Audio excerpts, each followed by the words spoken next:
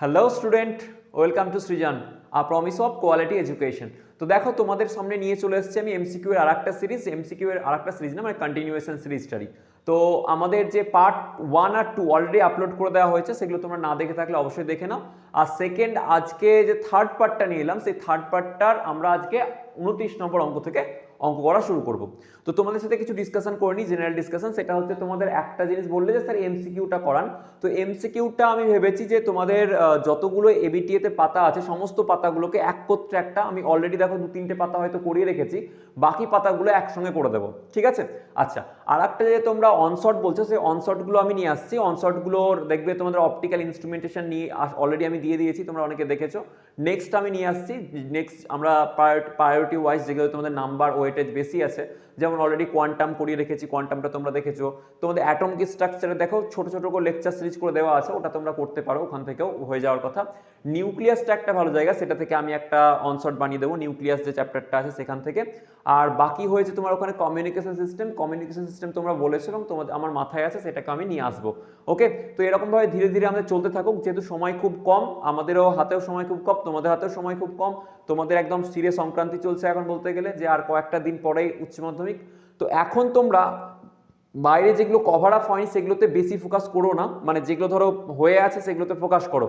মানে ধরো সাপোজ নতুন যদি এখন পড়তে যাও, সেই নতুন পড়তে গেলে কিন্তু পুরোনোগুলো আবার হয়তো চান্স আছে যে ভুলে যাওয়ার। আর অনেকের ক্ষেত্রে যারা ভাবছো যে স্যার কিছুই সেভাবে হয়নি, তারা কিন্তু সাজেশন ওয়েতে পড়ো, যে কিছু না হওয়ার থেকে কিছু হওয়া অ্যাটলিস্ট ভালো। অ্যাটলিস্ট তুমি পাস মার্কসটা পেয়ে পাসটা করে যেতে পারবে, ঠিক আছে? তো সাবজেক্টটা অ্যাটলিস্ট যেন 21 নাম্বার লিখিততে আসে, সেইটা একটু সিকিওর করো। আর সাজেশনগুলো ফলো করলে হয়ে যাবে, আমি বলছি সাজেশনগুলো ফলো করো ঠিকঠাক করে, তুমি মার্কসটা তোমার চলে আসার কথা। মানে এর বাইরে আর কি কোয়েশ্চেন পড়তে পারে না, এরকম থিওরিটিক্যাল থিওরি জায়গাটা থেকে যদি বলি আমি, ঠিক আছে? আচ্ছা, এবার চলো আমরা বাকি অঙ্কগুলো করতে শুরু করি। 29 নম্বর কোয়েশ্চেন, 28 নম্বর পর্যন্ত আমরা এর আগের দিন করেছিলাম। ফ্লাক্স দিয়ে আমরা কিছু অঙ্ক করেছি, সেই ফ্লাক্সের অঙ্কগুলো তোমরা একটু দেখো, ঠিক আছে? পরীক্ষা কিন্তু কোয়েশ্চেন আসে। এবার যেটা হয়েছে যে 29 নম্বর অঙ্ক, সেটা দেখো কি দেওয়া আছে, যে সমমাপের মানে হচ্ছে একই, সিমিলার সাইজের এন সংখ্যক সাবান বুদবুদ একত্রে মিশে একটি বড় বুদবুদে পরিণত হলো। তাহলে এন সংখ্যক সিমিলার সাইজের ছোট বুদবুদ ছিল, সেই বুদবুদগুলো একত্রে যুক্ত হয়ে একটা বড় বুদবুদে পরিণত করেছে। তাহলে ছোট বুদবুদের বিভব যদি ভি হয়, তাহলে বড় বুদবুদের বিভব কত হবে জিজ্ঞাসা করা হয়েছে। তো চলো, এরকম ধরনের অঙ্ক আমরা এর আগেও করেছি, আজকেও এটা করে দেখে নিই। তো প্রথমে এটা আমরা কিভাবে করতে পারি, দেখো, যে এই যে আমাদের এক একটা ছোট বুদবুদ ধরে নিলাম, ছোট বুদবুদের রেডিয়াসটা হচ্ছে ছোট হাতের আর, ছোট যে বুদবুদ সেই ছোট বুদবুদের রেডিয়াসটা হচ্ছে আর। আর ছোট বুদবুদের এক একটার আধানের মান ছিল ছোট হাতের কিউ। ওকে, তাহলে বড় ব্যাসার্ধ হলো ছোট বুদবুদের আর, আর চার্জের মান হলো কিউ। তাহলে আমি বলতে পারি স্যার এর যে বিভব ভি এর মান কত হবে? ভি এর মান হবে কে কিউ বাই আর। আমরা জানি কত হয়, কে কিউ বাই আর হয়। তাহলে এটা আমরা ছোট বুদবুদের বিভব পেয়ে গেলাম, কার এটা? ছোট বুদবুদের। ওকে, তাহলে ছোট বুদবুদের বিভব। ওকে, এবার হয়েছে কি, এই ছোটগুলোই যুক্ত হয়ে বড় বুদবুদ তৈরি করেছে। মানে এই ধরো এখানে 5টা আমি ছোট ছোট বুদবুদ নিয়েছি, এইগুলো যুক্ত হয়ে একটা বড় বুদবুদ তৈরি করেছে। তাহলে আমাদের কাছে এটা তো ক্লিয়ার জিনিস যে এইটা মিলে তৈরি এটা হয়েছে। তাহলে এটার যা আয়তন হবে, এই ছোট বুদবুদগুলো মিলে যে আয়তন তৈরি করবে, নিশ্চয়ই এই আয়তনের সঙ্গে সমান হবে।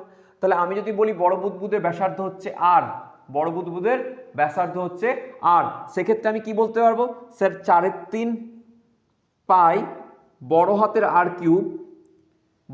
আর কিউব, মানে এটা কার আয়তন? বড় বুদবুদের আয়তন, ইকুয়ালস টু কি বলতে পারি স্যার, যে ছোট বুদবুদের আয়তনের কি হবে, সমস্ত ছোট বুদবুদের আয়তনের সঙ্গে সমান। তাহলে 4/3 পাই আর তার কিউব, এবং কতগুলো আছে এরকম এন সংখ্যক, তাহলে এন দিয়ে গুণ করে দিলাম।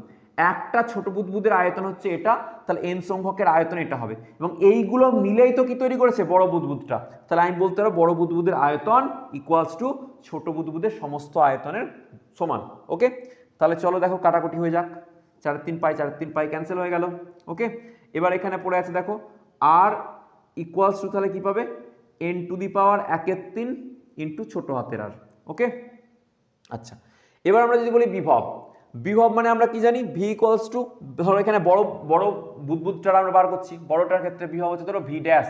তাহলে বলতে পারবো sir V dash equals to কি বলতে পারবো স্যার, কে বড় হাতের কিউ, কারণ এই যে প্রত্যেকটার মধ্যে কিউ চার্জ ছিল, প্রত্যেকটা চার্জ কত ছিল কিউ, তাহলে এখানে কত হবে, এখানে ধরো বড় হাতের কিউ, আর বড় হাতের কিউ এর মান কত হবে এন, এখানে এন সংখ্যক কি আছে ছোট বুদবুদ, প্রত্যেকটা চার্জ কত কিউ করে, তাহলে একটা বুদবুদের চার্জ হচ্ছে কিউ, তাহলে এন সংখ্যক বুদবুদের চার্জ কত হবে এন ইন্টু কিউ, তাই না? তাহলে টোটাল চার্জ কত হয়ে গেল এই বড় বুদবুদটাতে এন ইন্টু কিউ।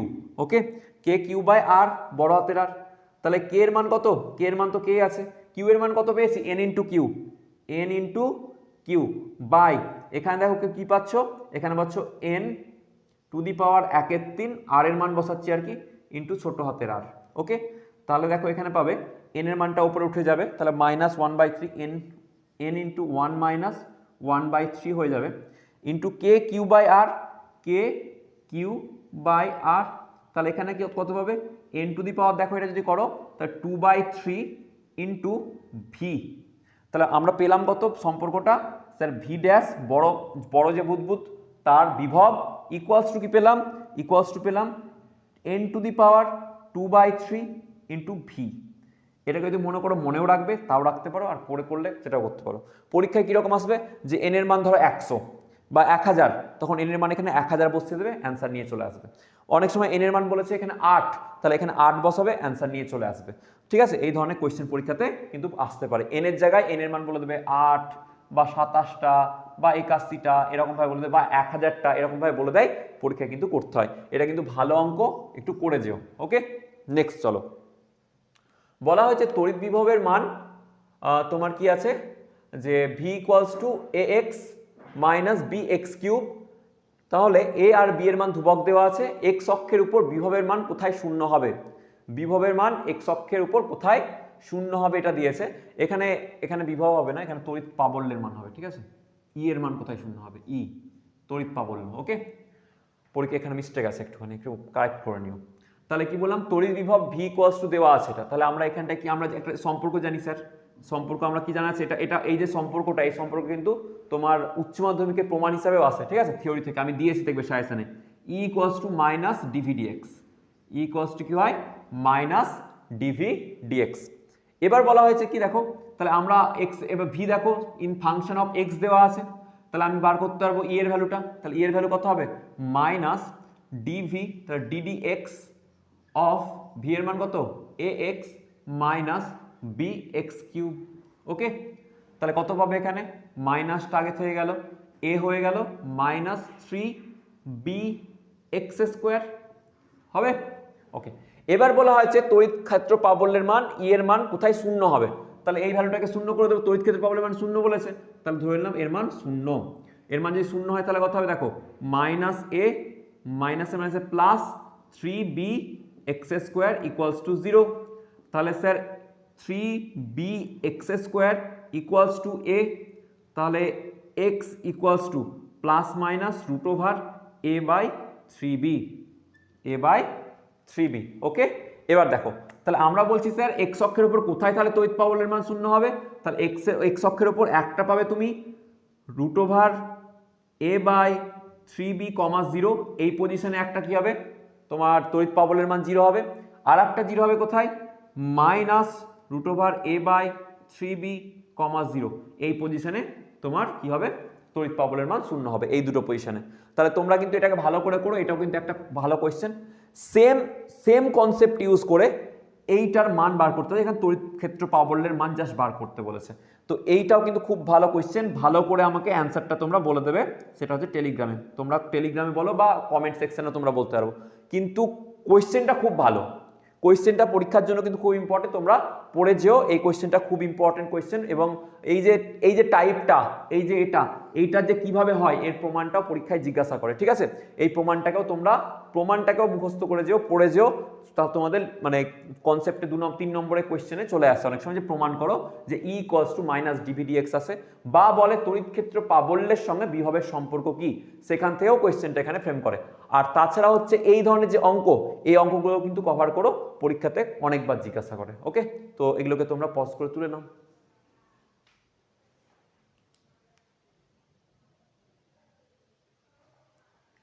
এবারে দেখো তোমাদের যে দুটো কোয়েশ্চেন দিয়েছি, এই দুটো কোয়েশ্চেনও খুব ভালো কোয়েশ্চেন বিভব থেকেই, যেটার একটা হচ্ছে একটি সমবিভব তলের মধ্যে কিউ চার্জকে একটি বিন্দু এ থেকে ওই সমবিভব তলের উপরেই এক্স দূরে বি বিন্দুতে নিয়ে যাওয়া হয়, তাহলে কৃতকার্য কত হবে। এবার দেখো সমবিভব তলের কনসেপ্টটা বুঝবো। সমবিভব তল মানে কোনো একটা যে সারফেস, ধরো একটা সারফেস যার প্রত্যেকটা পয়েন্টের বিভবের মান সমান আছে। কি বললাম, কোন একটা সারফেসের প্রত্যেকটা বিভবের মান যদি সমান থাকে প্রত্যেকটা পয়েন্টে, সেই পয়েন্টটাকে বলা হবে বা সেই তলটাকে বলা হবে কি সমবিভব তল। তাহলে সমবিভব তল তোমার দেখবে যে বৈশিষ্ট্যগুলো পরীক্ষার জন্য খুব ইম্পর্টেন্ট, খুবই ইম্পর্টেন্ট বৈশিষ্ট্যগুলো পড়ে যেও, আমি সাজেশন অলরেডি দিয়ে রেখেছি। সমবিভব তল কি, কাকে বলে, এর বৈশিষ্ট্য এবং এর থেকে অঙ্ক। দেখো সমবিভব তল বেসিক্যালি যদি বলা হয় তাহলে এখানে আবার 3 টাইপের হয় আমরা দেখতে পাই। কিরকম, একটা স্ফেরিক্যাল দেখতে পাই। স্ফেরিক্যাল সমবিভব তল কখন তৈরি হবে, তো আমি একটু জাস্ট দেখো থিওরিটা একটু বলে রাখছি তোমাদের সুবিধা হবে। স্ফেরিক্যাল সমবিভব তল কখন তৈরি হয়, যখন ধরো কোনো বিন্দু চার্জ আছে, পয়েন্ট চার্জ, আর এই পয়েন্ট চার্জ তার চারিদিকে কিরকম ভাবে তৈরি করবে, স্ফেরিক্যাল, একদম 3D তে হবে, এটা ভাবো না সার্কুলার হবে না, 3D তে ভাববে, এর চারিদিকে সমবিভব তল তৈরি করবে এইভাবে। তারপর এটা একটা ধরো সমবিভব তল, এরকম অসংখ্য আমরা সমবিভব তল আঁকতে পারি যদি এটা সেন্টারে ধরো থাকে। এবার বলরেখাগুলো এইভাবে বার হবে, বলরেখাগুলো তোমার এইভাবে বার হয়ে যাবে। ওকে, এটা হচ্ছে চার্জ কিউ। এবার যেটা গল্প হয় তোমাদের এখানে, সেই গল্পটা হচ্ছে যে দেখো এই যে প্রত্যেকটা তল, এই প্রত্যেকটা তলকে দেখো এই যে বলরেখাগুলো, এই বলরেখাগুলো কি করেছে তোমার লম্বভাবে ছেদ করেছে। তাহলে এখানেও একটা কোয়েশ্চেন আছে পরীক্ষার জন্য, খুব ইম্পর্টেন্ট কোয়েশ্চেন, যে প্রমাণ করো যে বলরেখাগুলি সমবিভব তলকে লম্বভাবে ছেদ করে। কি বললাম, প্রমাণ করো যে বলরেখাগুলি সমবিভব তলকে লম্বভাবে ছেদ করে। পরীক্ষার জন্য প্রমাণ, ছবি এঁকে পরীক্ষার জন্য প্রমাণ লিখে দিও, তোমাদের ছায়ার বইয়ে প্রমাণটা দেওয়া আছে। আচ্ছা, এবার দেখো যে আমাদের যে আরো, এটা তো হলো স্ফেরিক্যাল, যদি সাপোজ ধরো অসীম থেকে কোনো তড়িৎ বলরেখা আসছে, অসীম থেকে কিরকম ভাবে আসবে, সমান্তরালভাবে এইভাবে আসবে বলরেখাগুলো। ওকে, সেক্ষেত্রে আমরা কি পাই, সেক্ষেত্রে আমরা যেটা প্লেনার কি পাবো, সমবিভব তল। প্লেনার মানে এরকম ধরনের একটা প্লেন পাবো, যে প্লেনের প্রত্যেকটা বিন্দুর কি হবে, বিভব সমান হবে। এক্স্যাক্টলি এই কোয়েশ্চেনটাতে সেটার আমরা অ্যাপ্লিকেশন পাবো, এটাকে বলা হয় প্লেনার সমবিভব তল। আর একটা হয় সিলিন্ড্রিক্যাল। সিলিন্ড্রিক্যাল মানে সাপোজ ধরো কোনো একটা চার্জ এইভাবে ডিস্ট্রিবিউটেড আছে, এইভাবে ধরো পজিটিভ চার্জ ডিস্ট্রিবিউটেড আছে। ওকে, তাহলে কি হবে, এর চারিদিকে সমস্ত দিকে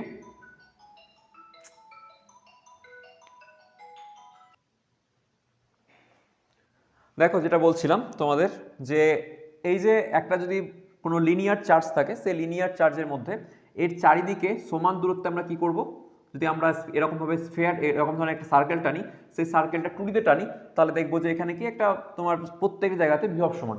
এবং এই বরাবর যদি নিচের দিকেও টানো, তাহলে প্রত্যেকটা এই যে সারফেস একটা চোঙ পাবে, এই চোঙের প্রত্যেকটা জায়গায় কি হবে, মানে সমবিভব তল একটা তোমরা পাবে, যেটাকে আমরা কি বলবো, স্ফেরিক্যাল সমবিভব তল। ওকে, মানে সরি সিলিন্ড্রিক্যাল সমবিভব তল। তো সমবিভব তল কটা হয়, 3 টাইপের হয়, একটা হচ্ছে স্ফেরিক্যাল, একটা হচ্ছে প্ল্যানার, আর একটা হচ্ছে তোমার সিলিন্ড্রিক্যাল, একটু মনে রাখো।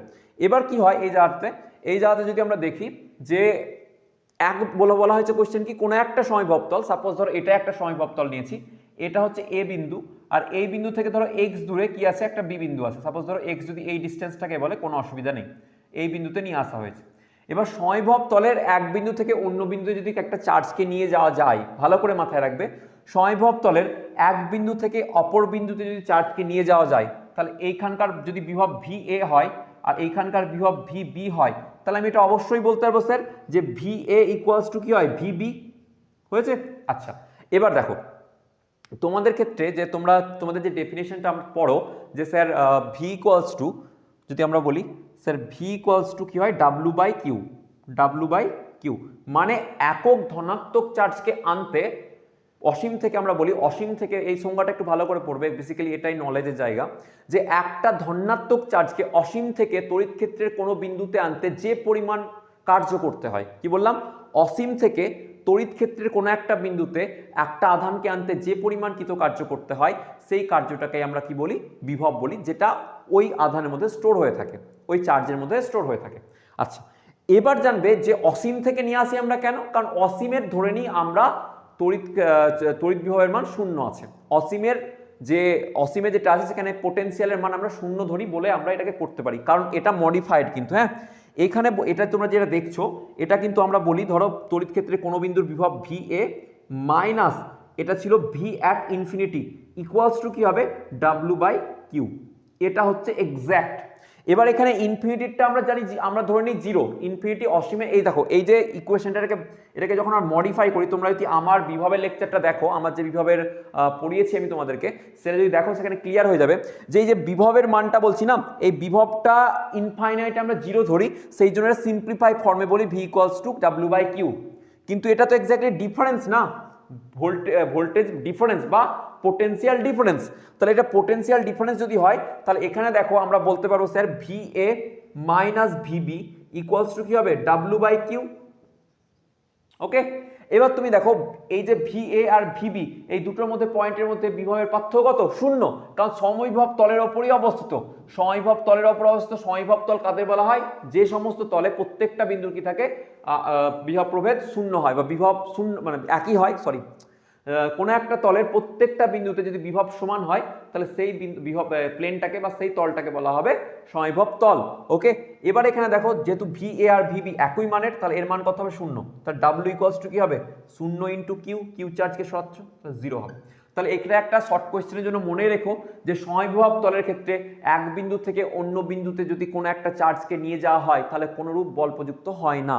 আমি অলরেডি কভার করে রেখেছি আমাদের ইউটিউব চ্যানেল, তুমি পেয়ে যাবে। আচ্ছা, কিন্তু যদি বলা হয় এই সমবিভব তল, ধরো এটা 1 নম্বর সমবিভব তল, এটা হচ্ছে 2 নম্বর সমবিভব তল, এই 1 নম্বর সমবিভব তল থেকে যদি 2 নম্বর সমবিভব তলে আমি কোনো চার্জকে ট্রান্সফার করি বা নিয়ে যাই, বা 2 নম্বর সমবিভব তল থেকে 1 নম্বর সমবিভব তলে যাই, তাহলে কিন্তু কৃতকার্য করতেই হবে, এখানে কোনো ডাউট নেই। একটা সমবিভব তলের এক বিন্দু থেকে অন্য বিন্দুতে যাচ্ছ, কোনো কাজ করতে হবে না, কিন্তু একটা সমবিভব তল থেকে অন্য সমবিভব তলে যাচ্ছ, কৃতকার্য করতে হবে। মাথায় রেখো, পরীক্ষার জন্য ইম্পর্টেন্ট, কনসেপচুয়ালও ইম্পর্টেন্ট। নেক্সট দেখো এই যে 33 নম্বর কোশ্চেনটা, এখানে বলা হয়েছে যে একটা সমবিভব, এখানে একটা সুষম তড়িৎ ক্ষেত্র দেওয়া আছে, যে সেই সুষম তড়িৎ ক্ষেত্রের মান হচ্ছে এইটা। এবার এই সুষম তড়িৎ ক্ষেত্রের বলা হয়েছে এ আর সি বিন্দুর মধ্যে বিভব পার্থক্য কত হবে, এ আর সি বিন্দুর মধ্যে বিভব পার্থক্য কত হবে সেটা জিজ্ঞাসা করেছে। এবার দেখো যদি বলি যে এইটা একটা সমবিভব তল, এইখানে যদি এই বরাবর একটা তল কল্পনা করা হয় এ বিন্দু দিয়ে, তাহলে ওর ওই এ বিন্দুর প্রত্যেক এ যে বিন্দুটা যে তলে আছে, ধরো এরকম একটা প্লেন আছে, এই তলের এইখানে হচ্ছে এ বিন্দু, তাহলে এই তলের সমস্ত বিন্দুটা সমবিভব তল, আর সমস্ত বিন্দুর কি হবে, বিভব সেম হবে। সিমিলারলি এই যে একটা তল যদি এখানে কল্পনা করো, এইভাবে একটা তল কল্পনা করে নাও, তাহলে সেই তলের সমস্ত বিন্দুর বিভব কি হবে, সমান। তাহলে আমি বলতে পারি বি আর সি এর মধ্যে বিভব কি আছে, সমান আছে। তাহলে আমি বলবো স্যার যে ভি বি ইকুয়ালস টু কি হবে, ভি এ হবে, সরি ভি সি হবে। এই বিষয়ে কোনো দ্বিমত নেই, কারণ একটাই সমবিভব তলের উপরে অবস্থান করছে বি আর সি বিন্দুটা, সেই জন্য ভি আর সি দুটোরই বিভব পার্থক্য, বিভবের মান সমান হবে। এবার বলা হয়েছে যে কোয়েশ্চেনে, তাহলে এবার দেখো এইখানে ভি এ আর এখানে ভিবি, আর তাহলে আর এখানে ভিসি, বলা হচ্ছে এ আর সি এর মধ্যে বিভব পার্থক্য নির্ণয় করতে বলা হয়েছে। এবার দেখো যেহেতু আমি বলছি V A equals to VC, মানে sorry V B equals to VC, তাহলে আমরা বলতে পারি ভি এ এর যে মানটা সেটা ভি বি এর সঙ্গে সমান হবে, সরি সমান, এটা কি বলছি, মানে ভি এ আর ভিবির মধ্যে পার্থক্য বলেছে, তাহলে ভি এ মাইনাস ভিসি বার করতে বলেছে। তাহলে আমি এটা বলতে পারি স্যার এটা মানে হচ্ছে ভি এ মাইনাস ভিবি, কেন, কারণ ভিসি আর ভিবি এর মান সমান, বুঝতে পারলাম। আচ্ছা, এবার তোমরা একটু আগে পড়লে স্যার বিভব পার্থক্য V A minus VB equals to কি হচ্ছে, আমরা এটা জানি ডাব্লু বাই কিউ হয়, কি হয়, ডাব্লু বাই কিউ, তাই না, কৃতকার্য চেয়েছে নাকি সুষম তড়িৎ ক্ষেত্রে বিভব, আচ্ছা তড়িৎ ক্ষেত্রের মান দিয়েছে, তাহলে এটা আমরা ইউজ করবো না, আমরা ইউজ করবো, তোমরা জানো যে এই E equals to minus dV dx, minus dV dx. Okay, মাইনাসটা কেন ইউজ করা হয় এখানে, ডিরেকশন হিসাবে, কেন, কারণ জেনে রাখো যে ইলেকট্রিক ফিল্ড সবসময় হায়ার পোটেনশিয়াল থেকে লোয়ার পোটেনশিয়ালের দিকে যায়, এইটা বোঝানোর জন্য মাইনাস ইউজ করা হয়েছে, বুঝতে পারলাম। ইলেকট্রিক ফিল্ড সবসময় হায়ার পোটেনশিয়াল থেকে লোয়ার পোটেনশিয়ালের দিকে যাবে, সেই জন্য এখানে আমরা মাইনাস চিহ্নটা ইউজ করি। আচ্ছা, এবার এখানে আমাদের দেখো যে মান বার করতে হচ্ছে ভি এর, তাহলে ডিভি ইকুয়ালস টু আমরা কি বলতে পারবো sir minus E into dx. এবার ভি ডিভি মানে কি, দুটো জায়গার মধ্যে যে এটার ডিফারেন্স, এটা, তাহলে আমি বলবো sir V A minus VC বা ভিবি, যা বলো ভিবি বলো, ভি এ মাইনাস ভিবি করবো। তাহলে এটা হচ্ছে দেখো 5, এটা হচ্ছে 3, তাহলে এটা যদি 5 হয়, এটা যদি 3 হয়, তাহলে এটা একটা দেখো কি আছে কি ত্রিভুজ হচ্ছে এখানে সমকোণী ত্রিভুজ, আর সমকোণী ত্রিভুজ যদি হয় তাহলে এটার মান কত হচ্ছে 4, শিওর মনে রেখে দেবে, ঠিক আছে। মনে রাখার কি যাচ্ছে এটাতে, আরে ভাই তোমার পিথাগোরাসের উপপাদ্য, ঠিক আছে। তাহলে এর মান বেরোবে 4 সেন্টিমিটার, 4 সেন্টিমিটার, আর এটার মান কত দেওয়া আছে, ই এর মান কত দেওয়া আছে, ই এর মান দেওয়া আছে তোমার 5 × 10⁻3। তাহলে আমি লিখতে পারবো ই এর মানটা ইকুয়ালস টু, ই এর মান কত 5 × 10⁻3, আর এক্স এর ভ্যালু কত হয়েছে, ডিএক্স এর ভ্যালু 4 সেন্টিমিটার। যেহেতু এটা দেখো এসআই ইউনিটে আছে, তাহলে এখানে কি করতে হবে, আমাকে সিজিএস ইউনিটে কনভার্ট করতে হবে। তো সিজিএস ইউনিটে কনভার্ট করব কি করে, তোমার 4 × সেন্টিমিটারে আছে, মিটারে করতে গেলে -2 দিয়ে গুণ। তাহলে এখান থেকে যে অ্যান্সারটা আসবে, দেখো এটা হলো 4 × 5 = 20, আর এখান থেকে নামছে 200 হয়ে যাবে, দেখো 200। এবার এটার মান কত হবে, তোমরা জানো কি হয়, W = তোমরা জানো VA - VB = W/Q, মানে joule per second, sorry joule per coulomb. আর জুল পার কুলম মানে কি বলা হয়, জুল পার কুলমকে কি বলে বলো, ভোল্ট, তোমরা জানো। ওকে, তো এটাকে তোমরা তুলে নাও সুন্দর করে।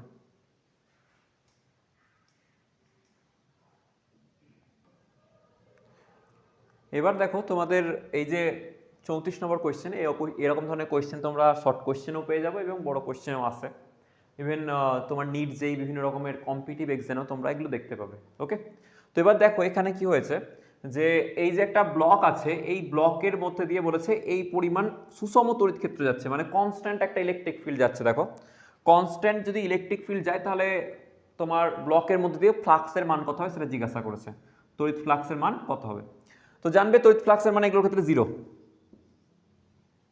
স্যার কেমন কথা, কথাটা এরকম, যদি বলে দেয় সুষম তড়িৎ ক্ষেত্র, এই কথাটা দেখতে পাও, আর কোনো যদি সেটা যদি, আর সুষম তড়িৎ ক্ষেত্রের মধ্যে যদি কোনো ধরনের সারফেসকে রাখা হয়েছে, সাপোজ ধরো এই ব্লকের জায়গায় না রেখে আমি এরকম ধরনের কোনো একটা মানে সারফেস রেখেছি, তাহলেও এর মধ্যে দিয়ে যদি আমি দেখি এইভাবে বলরেখা পাস করে, কারণ ইলেকট্রিক ফিল্ড সুষম আছে, তাহলেও তড়িৎ ক্ষেত্র পাবো, সরি তড়িৎ ফ্লাক্সের মান কত হবে, 0 হবে।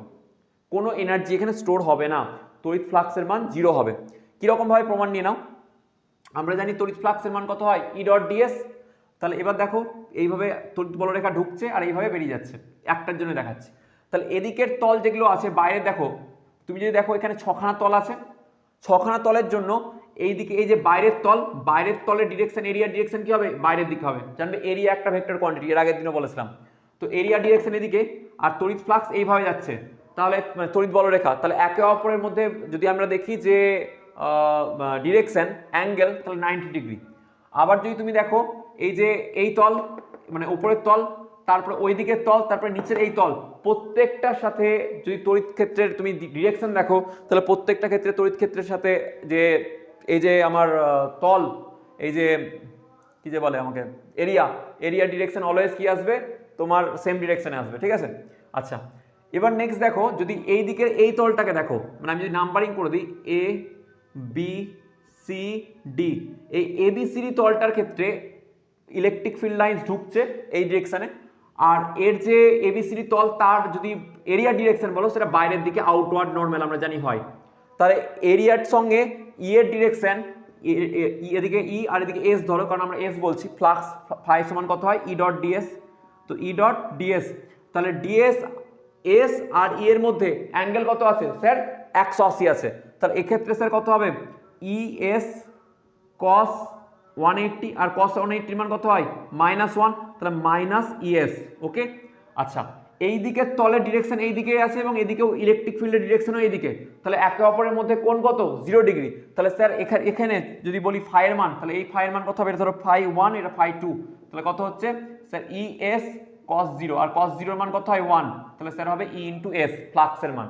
বাকি তলগুলো যেহেতু 90 ডিগ্রি অ্যাঙ্গেল করছে, যদি তুমি বাইরের দিকে তল নাও, ধরো এটা EFGH, তাহলে দেখো একটা তল পাবে DEFC, এই যে তল, এই তলে কিন্তু এই তলের সাথে তলেরটা বাইরের দিকে তল আছে, এই তলটা এরকম, এর ডিরেকশনটা এরিয়ার, আর এর সঙ্গে যে ইলেকট্রিক ফিল্ড লাইন যাচ্ছে এইভাবে যাচ্ছে, তাহলে মধ্যবর্তী অ্যাঙ্গেল কত হবে, মধ্যবর্তী অ্যাঙ্গেল 90 হবে, আর 90 হয়ে গেলে ফ্লাক্স কিন্তু অতিক্রম করবে না।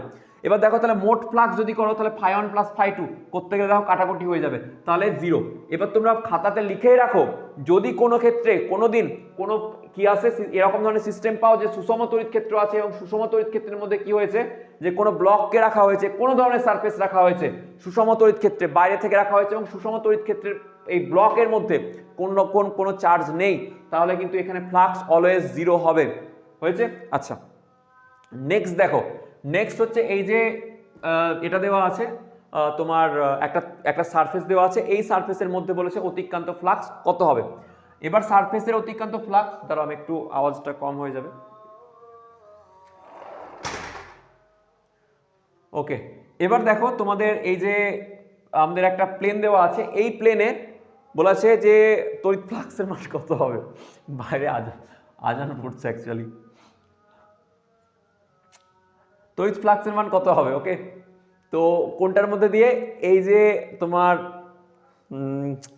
সিট, এই যে সারফেস এরিয়া, সেই সারফেস এরিয়ার মধ্যে দিয়ে তড়িৎ ফ্লাক্সের মান কত হবে জিজ্ঞাসা করেছে। আওয়াজটা মানে তোমাদের বেশি হয়ে যাচ্ছে, শুনতে পাবেন আমি জানি না, যাই হোক দেখে নিও, ম্যানেজ করে নিও। তো এই যে সারফেস আছে, এই সারফেসের মধ্যে দিয়ে তড়িৎ ফ্লাক্সের মান কত হবে সেটা জিজ্ঞাসা করেছে। তো এবার বলে সারফেসের, এটা একটা বর্গাকার প্লেট, আর বর্গাকার প্লেটের প্রত্যেকটা বাহুর দৈর্ঘ্য a।